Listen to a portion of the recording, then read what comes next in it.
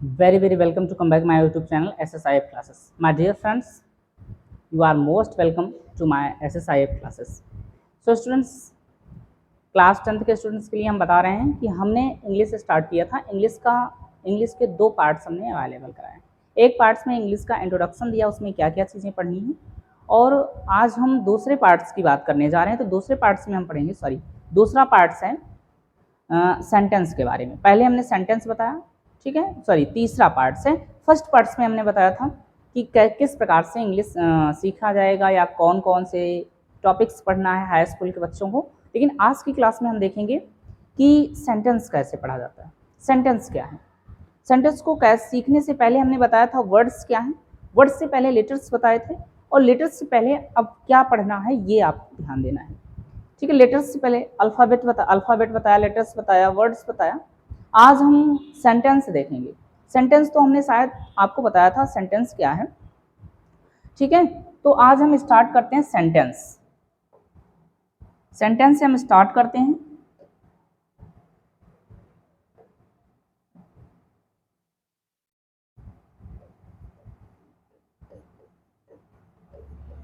Sentence sentence को हिंदी में वाक्य कहा जाता है, ठीक है। सेंटेंस को हिंदी में वाक्य कहा जाता है। यदि आप इसके डेफिनेशंस चाहते हो तो डेफिनेशंस भी हम आपको बता देते हैं, ठीक है। ये हुआ sentence. The group of words that makes a complete sense are called sentence. लिखना चाहते हो तो लिख सकते हो the group of words, the group of words that makes a complete sense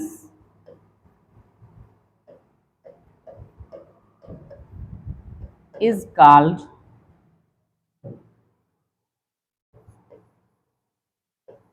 sentence. Is called sentence. Sentence क्या है? The group of words that makes a complete sense is called sentence. ठीक है। शब्दों का वह समूह जो किसी भी घटना के होने या ना होने का भाव प्रकट करे या कंप्लीट तथ्य, सेंस का मतलब तथ्य होता है, कंप्लीट तथ्य प्रदर्शित करे, उसको हम कहते हैं सेंटेंस। अब हम देखते हैं काइंड्स ऑफ सेंटेंस। यही सेंटेंस कितने प्रकार के होते हैं ये हम देखेंगे, फिर उसके बाद हम आगे बढ़ेंगे।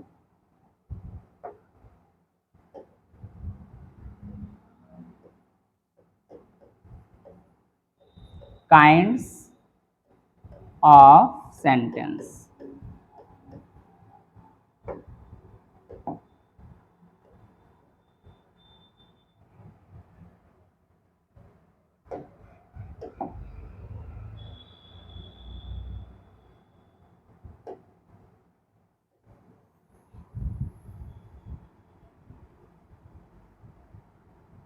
काइंड्स ऑफ सेंटेंस देखते हैं कि सेंटेंस कितने प्रकार के होते हैं। तो सेंटेंस कितने प्रकार के होते हैं, यानी कि इसको हिंदी में क्या कहेंगे? वाक्य के प्रकार। वाक्य के प्रकार। तो साथियों, जो वाक्य होते हैं वो वाक्य कितने प्रकार के होते हैं ये आपको देखना है, ठीक है।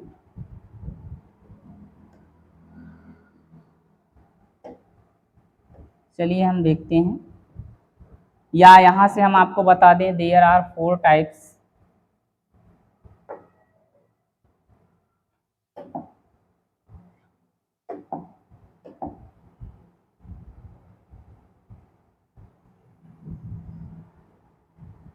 ठीक है, सेंटेंस जो होते हैं वो 4 प्रकार के होते हैं।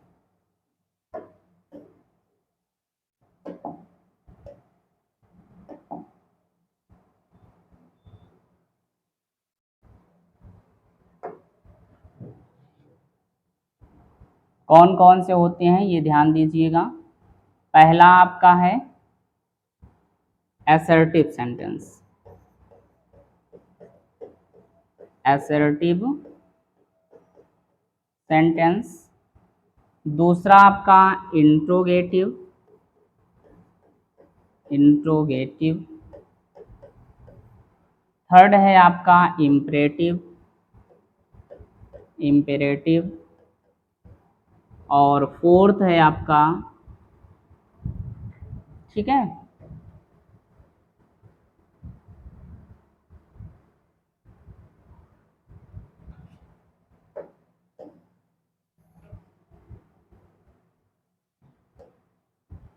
तो यहां से हो गया sentence.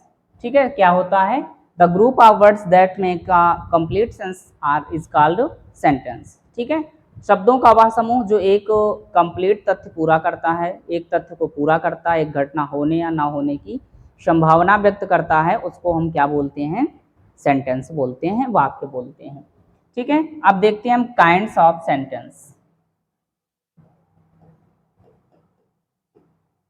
Kinds of sentence, sentence के प्रकार। सेंटेंस कितने प्रकार के होते हैं, अगर वाक्य रचना के हिसाब से देखा जाए तो सेंटेंस 3 प्रकार के ही होते हैं। ठीक है, और यहाँ पर शब्द रचना, यहाँ पर भाषा के हिसाब से देखेंगे तो सेंटेंस को लगभग 5 पार्ट में स्टडी किया जाता है। ठीक है, कौन कौन से हैं उनको विशेष ध्यान दीजिए। पहला हम सेंटेंस देखते हैं असर्टिव सेंटेंस। कौन सा है, असर्टिव सेंटेंस। ठीक है, असर्टिव सेंटेंस को हिंदी में क्या कहा जाता है, साधारण वाक्य। क्या बोलते हैं, साधारण वाक्य, साधारण वाक्य। इसके जो ब्रांच है ये भी 2 प्रकार के होते हैं। ठीक है, ये सेंटेंस भी 2 प्रकार के होते हैं। एक होता है अफर्मेटिव और दूसरा होता है नेगेटिव।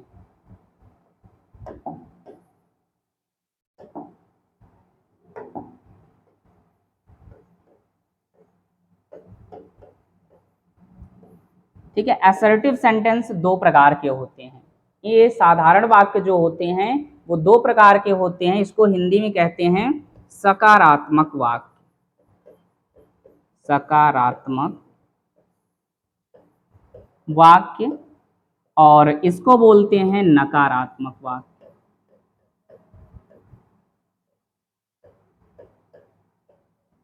ठीक है, तो आज हम बात करने वाले हैं असर्टिव सेंटेंस। असर्टिव सेंटेंस हमने बताया 2 प्रकार के होते हैं, एक होता है सकारात्मक और दूसरा होता है नकारात्मक।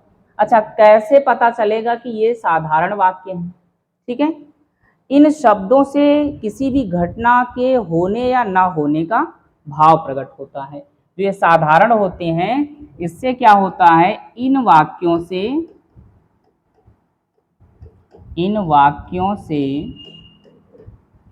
किसी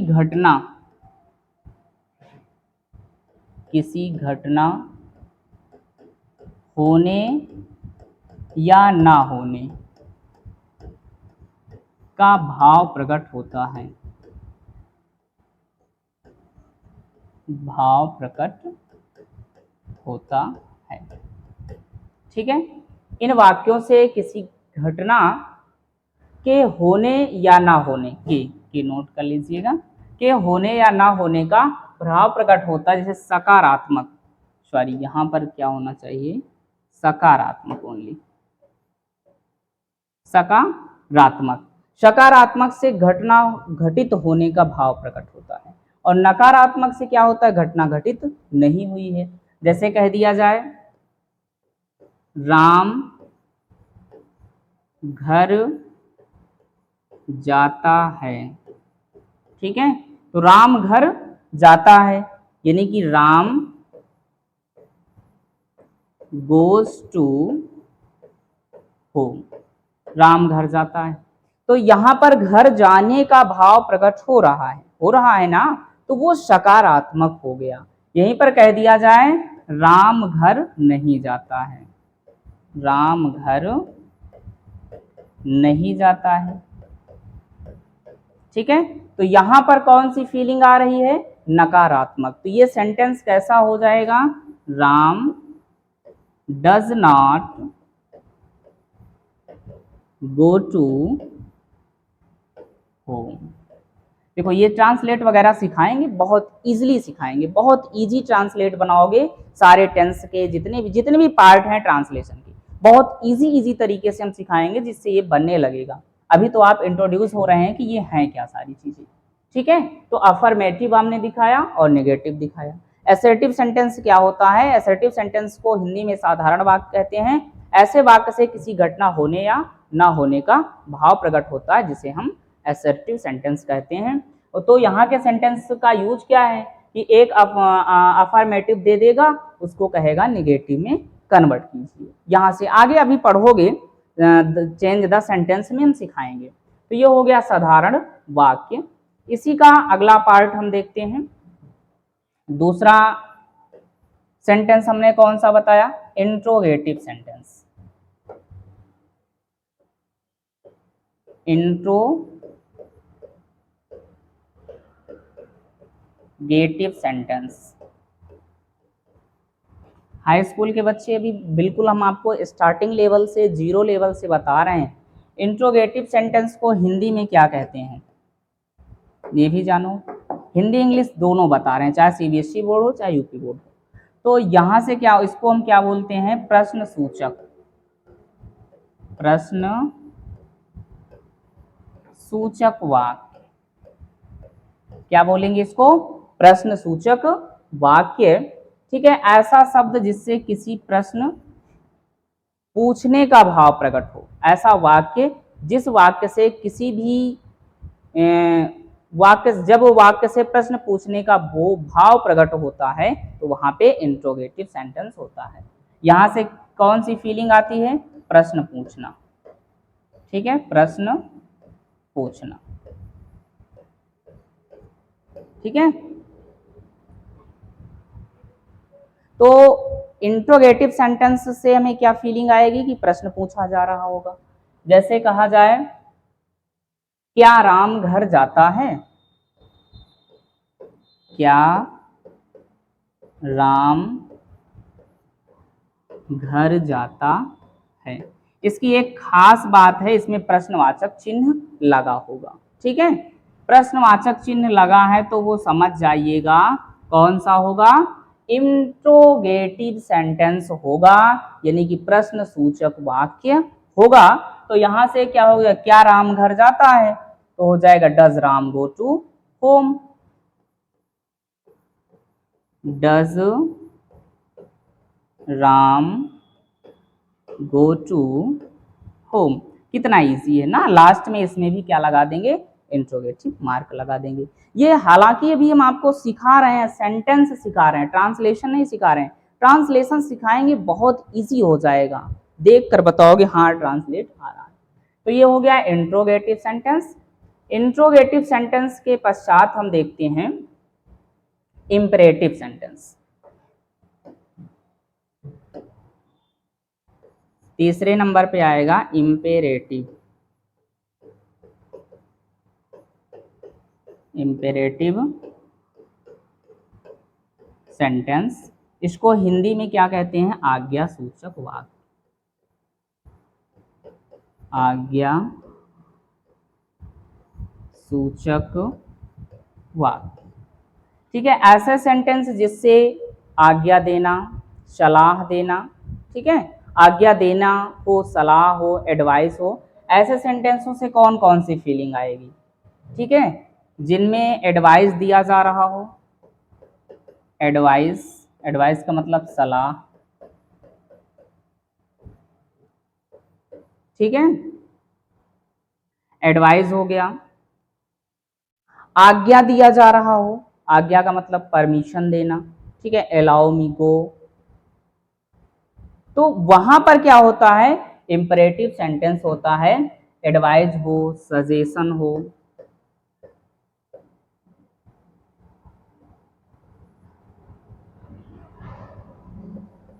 सजेशन हो, सजेशन का मतलब भी सुझाव होता है।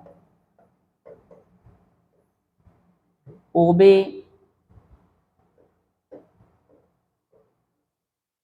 ओबे करने के लिए कहा जाएगा, आज्ञा देना। ठीक है, प्लीज हो सकता है, प्लीज का मतलब कृपया। रिक्वेस्ट किया जाए, रिक्वेस्ट। ठीक है, अनुरोध जिसे हम कहते हैं।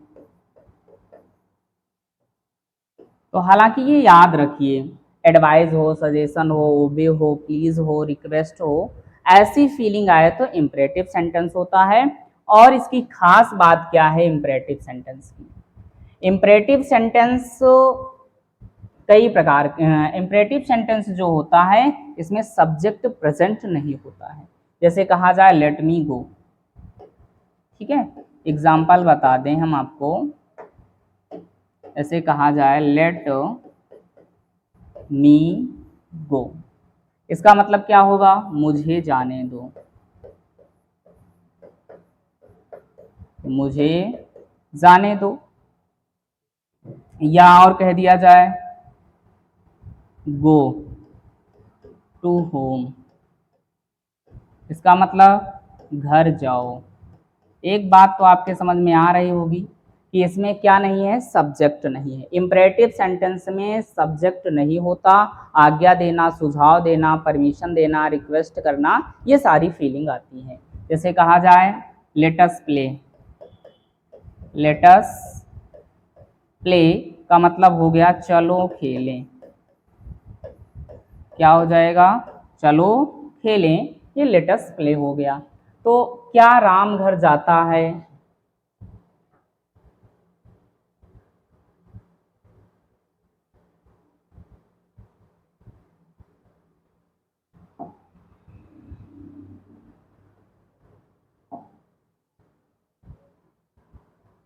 ये क्या हो रहा है सिस्टम में?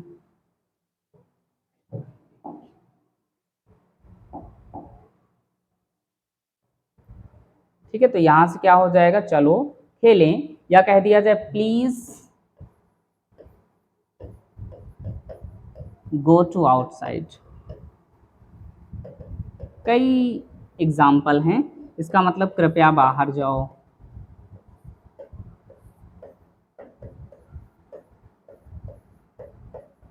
कृपया बाहर जाओ, वेरी इजी है, सिंपल सा है। ठीक है, तो ये ध्यान दीजिएगा। और हम अगले सेंटेंस की ओर बढ़ते हैं। ठीक है, इम्परेटिव सेंटेंस को हिंदी में आज्ञा सूचक शब्द, आज्ञा सूचक वाक्य कहते हैं।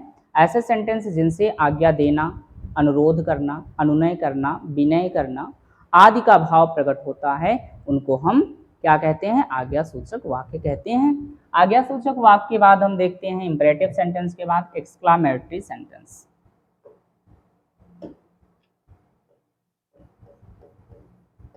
एक्सक्लामेटरी सेंटेंस, एक्सक्लामेटरी सेंटेंस को विस्मयादिबोधक कहा जाता है। विस्मय आदि बोधक शब्द, विस्मयादि,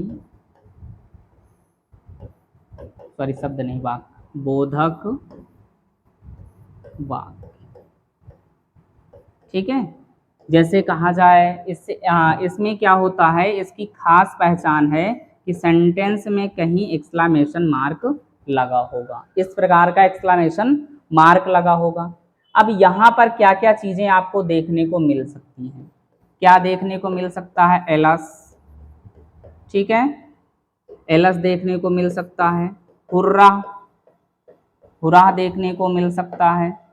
प्रसन्नता के लिए एलस दुख के लिए लगाया जाता है। वंडर्ड, वंडर्ड देखने को मिल सकता है। ठीक है, शारो देखने को मिल सकता है। तो ये सारी फीलिंग्स, और इनमें क्या होगा कि एक्सक्लामेशन मार्क जरूर लगा होगा। ठीक है, विस्मय आदि बोधक, भय प्रकट करना, दुख जताना, शोक जताना, ठीक है, प्रसन्नता को जाहिर करना। ठीक है, तो यहां से क्या हो सकता है? जैसे एग्जाम्पल के थ्रू हम देखें, एग्जाम्पल के थ्रू यदि हम देखें तो क्या हो जाएगा, जैसे कहा जाए एलस, ऐसा सेंटेंस लिखा होगा, his mother is dead, his mother is dead, उसकी माता जी मर गई हैं, हिज मदर इज डेड। तो ये सेंटेंस क्या है, दुख प्रकट कर रहा है, दुख शोक जता रहा है। तो इम्परेटिव सेंटेंस को हिंदी में विस्मयादिबोधक कहते हैं, और वहां पर ये वाला साइन अवश्य याद रखिएगा, ये लगा है तो विस्मयादिबोधक शब्द सॉरी वाक्य होगा। इसके बाद हम देखते हैं ऑप्टेटिव सेंटेंस। ये था 4 नंबर। 5th नंबर पे आता है हमारा ऑप्टेटिव।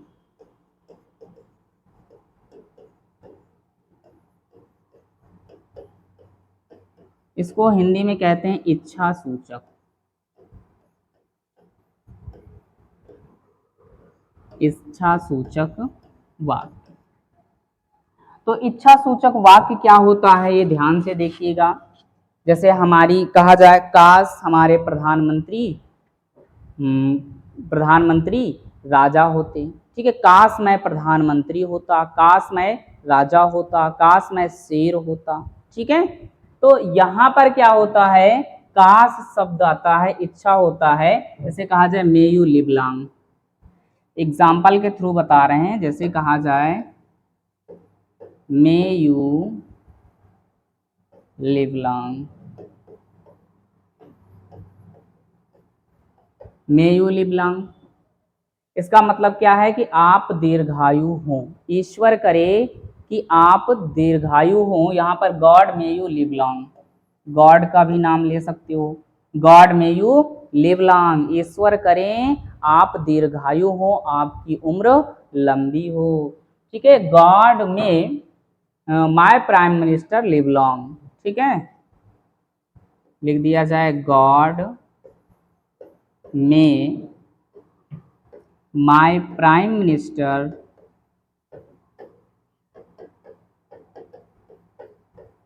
लिव लॉन्ग,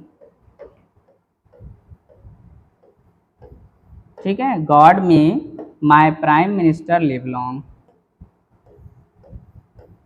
ठीक है, भगवान करें हमारे प्रधानमंत्री की उम्र लंबी हो, ये हो जाएगा। अगर यहीं पर देखा जाए कि आई वर ए प्राइम मिनिस्टर,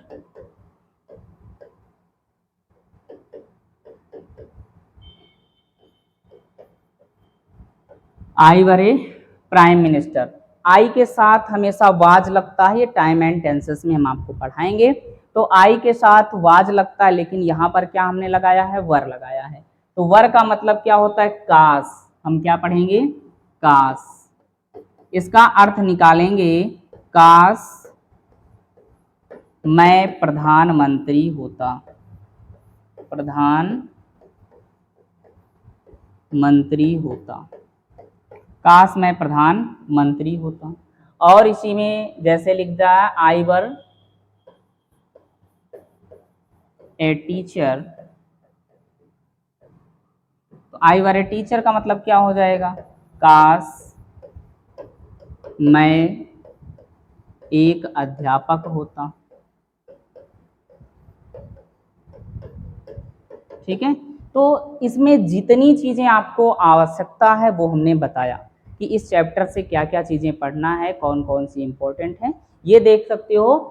अब ये सेंटेंस आपका कितने हो गए, 5 टाइम्स हो गए। There are 5 types of sentence हमने आपको आज समझाया है, और होमवर्क में आपको करके आना है, सारे सेंटेंसों से 5 एग्जाम्पल लिखना है, प्रैक्टिस अपने आप से करनी है, ठीक है। यदि आप प्रैक्टिस नहीं करते हो तो सेंटेंस इंग्लिश बिल्कुल समझ में नहीं आएगी, because English makes a man profit, English makes a man profit, you can say practice makes a man profit, ठीक है, and practice page never ever, ठीक है। प्रैक्टिस पेज ईवर, कभी भी आपको क्या होगा, प्रैक्टिस रंग लाएगी। तो आज की वीडियो में इतना ही। Take care, bye, I will meet you next day with next new classes time and tenses. अगला हम आपको टाइम एंड टेंसेस बताएंगे, उसमें एक दिन में टाइम एंड टेंसेस कंप्लीट करेंगे, फिर उसके बाद active voice, passive voice, narration वगैरह हम कंप्लीट करेंगे। Okay, thank you so much.